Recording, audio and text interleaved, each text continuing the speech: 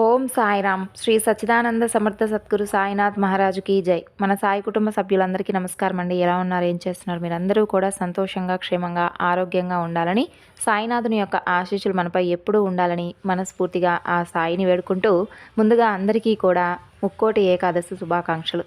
అందరూ కూడా స్వామివారి యొక్క పూజను చేసుకున్నారు అని అనుకుంటున్నానండి. మనందరికీ కూడా ఆ స్వామి యొక్క ఆశీస్సులు ఉండాలని కోరుకుంటూ, ఈరోజు బాబాగారి సందేశం ఏమిటి అంటే, ఎవ్వరికీ రానటువంటి అదృష్టం నిన్ను చేరుకోబోతుంది.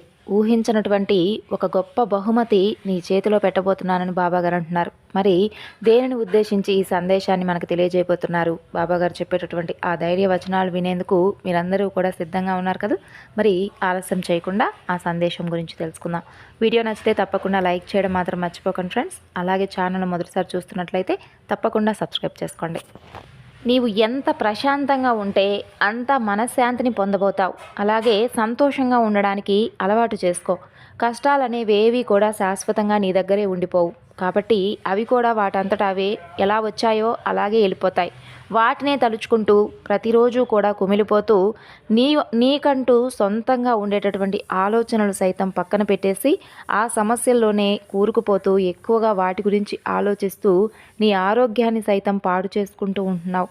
అలాగే చిన్న చిన్న సంతోషాలను కూడా దూరం చేసుకుంటున్నావు. కాబట్టి ముందు సంతోషంగా ఉండు. ఎలాంటి కష్టమైనా సరే, ఎలాంటి సమస్యలైనా సరే నిన్నేమీ చేయవు. ఆ ధైర్యంతో నీవు జీవిస్తూ ఉండు. నీ జీవితంలో కొన్ని రోజులలోనే ఒక గొప్ప శుభకార్యం జరగబోతుంది. అందుకు ఒక అద్భుతమైనటువంటి అదృష్టం నిన్ను చేరేటటువంటి వరాన్ని కూడా భగవంతుడు రాసిపెట్టి ఉంచాడు. ఊహించని విధంగా, నీవు ఎన్నడూ కూడా కనీ విని ఎరుగనటువంటి విధంగా ఒక మంచి బహుమతి నీ చేతిలో పెట్టబోతున్నాను. ఇన్ని రోజులు కూడా నీవు కోల్పోయినటువంటి వాటి కోసం బాధపడ్డావు చూడు, వాటన్నిటినీ కూడా, ప్రతి ఒక్క వస్తువుని కూడా నీకు తిరిగి లభించేలా నేను చేయబోతున్నాను. ఎంతగా అంటే నీవు కోల్పోయినటువంటి దానికి 100 రెట్లు ఎక్కువగా నీకు లభించేటటువంటి అవకాశం ఇది. నీకు దూరమైనటువంటి బంధాలు కూడా నీకు దగ్గరవబోతున్నాయి. చూడు బిడ్డ, నీకు ఎన్నోసార్లు చెప్పాను కదా, త్రికరణమైనటువంటి శుద్ధిగా భగవంతుణ్ణి ఎవరైతే మనసా వాచా కర్మ నమ్ముతారో వారికి వచ్చేటటువంటి సమస్యలు కానీ కష్టాలు కానీ ఎప్పుడూ కూడా భగవంతుడు లొంగనివ్వడు. అలాగే వారి జీవితాన్ని చక్కబెట్టేటటువంటి బాధ్యత కూడా ఆయనే తీసుకుంటాడు. నమ్మకం అనేది మనిషిని అనుకునేది సాధించేలా చేస్తుంది. నీవు నమ్మకంతో ప్రారంభించినటువంటి ఎలాంటి పనైనా సరే తప్పకుండా విజయం సాధిస్తుంది. నీపై నీకు అచంచలమైనటువంటి విశ్వాసం, నేను చేయగలను అనేటటువంటి ఒక గొప్ప నమ్మకం నిన్ను ఎంతటి పెద్ద కార్యాలకైనా సరే నీవు విజయం పొందేలా చేస్తుంది. అలాగే నీవు నమ్మకంతో ప్రార్థించినటువంటి ప్రార్థన ఉంటుంది చూడు, అది కూడా గొప్ప ఫలితాలను అందిస్తుంది. భగవంతుడిపై నాకు విశ్వాసం ఉంది, ఆయన ఖచ్చితంగా నేను కోరుకున్నది నాకు అందజేస్తాడు అనేటటువంటి విశ్వాసం ఉంటుంది చూడు. ఆ ఒక్క విశ్వాసమే నీవు అనుకున్నటువంటి వెంటనే నీ పని జరిగేలా చేస్తుంది. ఏ పనైనా సరే నమ్మకమైనటువంటి మనసుతో, నిజాయితీగా, స్వచ్ఛమైనటువంటి మనసుతో ప్రారంభించు. నీవు అనుకున్నది అనుకున్నట్లుగా జరిగి నిన్ను ఎంతో సంతోషపడుతుంది. నీకు అనారోగ్యం బాధ పెడుతూ ఉన్నప్పుడు నీవు ఇలా కోరుకుంటూ ఉంటావు, భగవంతుడా నాకు ఈ అనారోగ్యం తగ్గించు, నాకు ఆరోగ్యం రప్పించు తండ్రి అని అంటావు. అలా ప్రార్థించినప్పుడు కూడా మరలా నీ మనసులో నీవేమనుకుంటావో తెలుసా? నేను బాబాని రోజు కూడా, బాబా నాకున్నటువంటి ఈ రోగాన్ని కొంచెం తగ్గించు బాబా అని చెప్పి ప్రతిరోజు కూడా ప్రార్థన చేస్తూనే ఉన్నాను. అసలు ఆయన నా ప్రార్థన ఆలకిస్తున్నాడా లేదా అని చెప్పి ఇలా రకరకాలుగా అనుమానాలు పడుతూ ఉంటావు.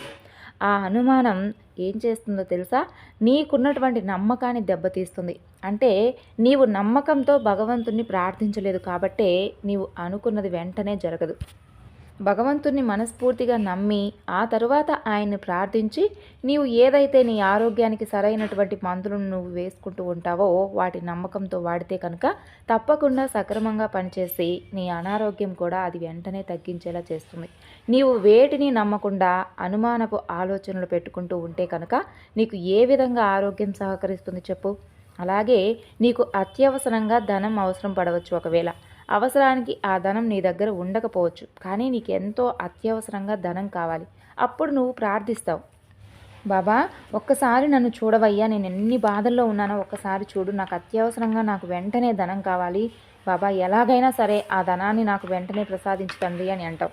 కానీ ఎక్కడో మనసు పొరల్లో భగవంతుడు అసలు నిజంగా నాకు సహాయం చేస్తాడంటావా, నేను నమ్మచ్చా అని అనుకుంటుంటావు.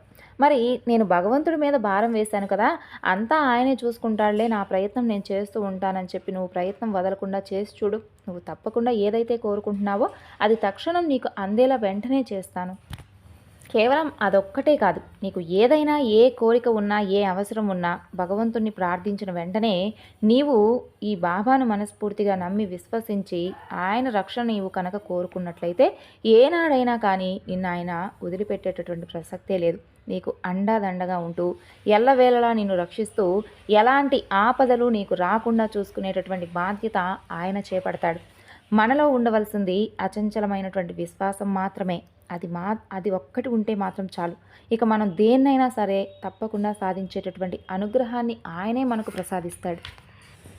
సరేలే బాబా, చెబుతూనే ఉన్నావు, మేము వింటూనే ఉన్నావు, ప్రతిరోజు కూడా మమ్మల్ని ధైర్యపరిచేందుకు ఏదో ఒక మాటలు చెప్తూనే ఉన్నాం, కానీ మా పరిస్థితి మాత్రం మాత్రం కూడా ఎలాంటి మార్పు నాకైతే కనిపించడం లేదు బాబా. ఇటువంటి పరిస్థితులు అసలు మాకే ఎందుకు రాసి పెట్టించావు తండ్రి? ఇంకెన్ని రోజులు ఓపిక పట్టాలి? అసలు మేము భరించలేకపోతున్నాం బాబా, రక్షించు తండ్రి. పగవారికి కూడా మేము పడేటటువంటి కష్టాలు ఎవరికి కూడా నువ్వు పెట్టవద్దయ్యా బాబా.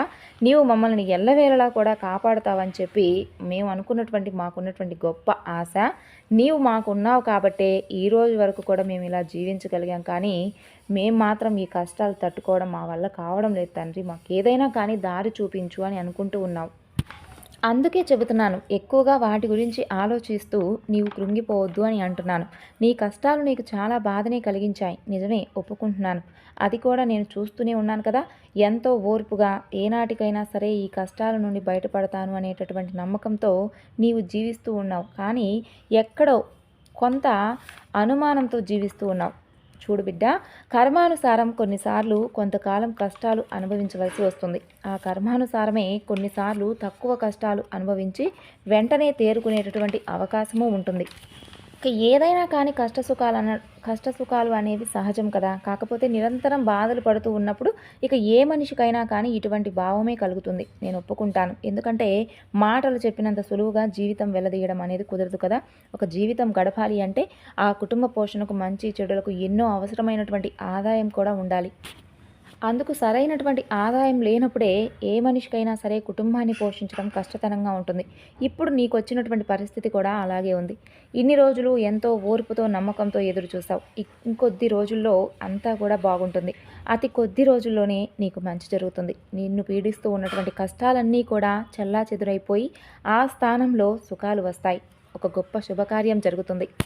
ఆ శుభకార్యం జరిగిన తరువాత ఎవరికీ రానంత అదృష్టం నిన్ను చేరుకుంటుంది. ఒక ఊహించినటువంటి బహుమతి కూడా నీ కుటుంబంలో రాబోతుంది. ఈ బాబా మీద నమ్మకం ఉంచి ఓర్పు వహించు. అతి త్వరలోనే నీకు ఆదాయ మార్గాలు పెరగడంతో పాటు అన్ని రకాలుగా నీకు కలిసి వచ్చేలా అనుగ్రహిస్తున్నాను. పట్టిందల్లా బంగారం అవుతుంది. నీ కుటుంబంతో కలిసి నీవు జీవితాంతం సంతోషంగా గడిపేటటువంటి రోజులు రాబోతున్నాయి. కాస్త ఓపికగా ఉండమ్మా. ఆ తరువాత అంతా కూడా ఆనందకరమైనటువంటి రోజులే కదా.